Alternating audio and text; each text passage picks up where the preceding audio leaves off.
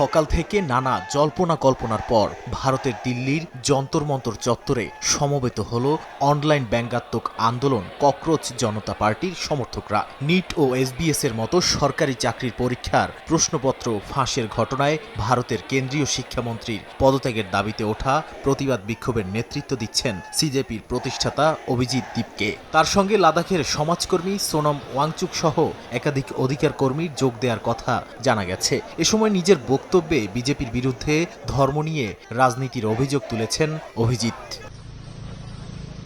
এদিকে এই বিক্ষোভকে কেন্দ্র করে রাজধানী জুড়ে নিশ্ছিদ্র নিরাপত্তা বলয় তৈরি করেছে দিল্লি পুলিশ। প্রধানমন্ত্রী নরেন্দ্র মোদী, স্বরাষ্ট্রমন্ত্রী অমিত শাহ এবং শিক্ষামন্ত্রীর বাসভবনের বাইরে নিরাপত্তা বাড়ানো হয়েছে।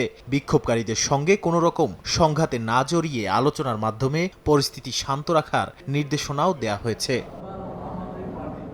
আন্দোলনকারীদের পক্ষ থেকেও কর্মীদের জন্য বিশেষ কিছু করণীয় ও বর্জনীয় নিয়ম জারি করা হয়েছে।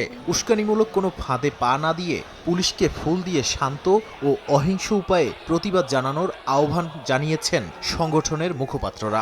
আম আদমি পার্টি সহ বিভিন্ন দলের ছাত্র সংগঠনও এই আন্দোলনে মাঠে নামছে বলে গোয়েন্দা সূত্রে বরাতে জানিয়েছে ভারতীয় গণমাধ্যম ইন্ডিয়ান এক্সপ্রেস। আমরা এখানে এই আশা নিয়ে এসেছি যে এর মাধ্যমে একটি পরিবর্তন আসবে।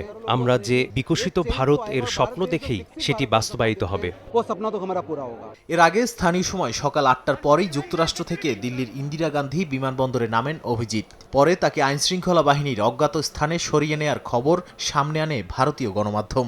এছাড়া হরিয়ানা থেকে দিল্লির সমাবেশে যাওয়ার পথে সিজেপির কয়েকজন সমর্থককে আটকের খবরও পাওয়া গেছে। নাদিম মারজান, সময় সংবাদ।